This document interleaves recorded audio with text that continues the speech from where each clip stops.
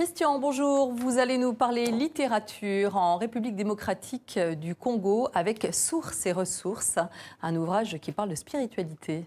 Absolument. Bel ouvrage de l'ethnolinguiste congolaise Clémentine Faï Nzouji.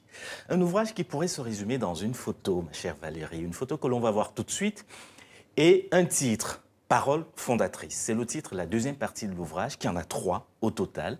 Des paroles qui permettent de comprendre, évidemment, les spiritualités, mais aussi les pratiques initiatiques, les mythes fondateurs, etc., etc., de ce grand pays qu'est la République démocratique du Congo, mais aussi l'ensemble de l'Afrique centrale, des populations bantoues. Plus intéressant encore, c'est le sous-titre de cette photo qui dit ceci: le sot prétentieux croit qu'il sait parce qu'il ne sait pas ce qu'il ne sait pas. Voilà. À se répéter inlassablement. Exactement. Parole de sagesse. Voilà cette autre photo qui représente une statuette Kalunga des Baluba du Katanga. C'est dans le sud de la République démocratique du Congo. Et cette photo représente l'être suprême.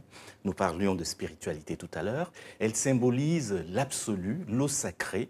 Et dans cet ouvrage qui, il faut le dire, a une dimension un peu encyclopédique, on retrouve comme ça un ensemble de textes, d'archives, de paroles qui permettent de répondre à un certain nombre de questions, de valeurs culturelles qu'on découvre, qu'on redécouvre, pour ceux qui ne les connaissaient pas, de la République démocratique du Congo. Alors, à travers ces nombreux documents d'archives, on comprend non seulement dans quoi s'enracinent ces spiritualités et ces traditions, mais aussi comment est-ce qu'elles se présentent, comment elles ont été conçues, comment elles ont été transmises.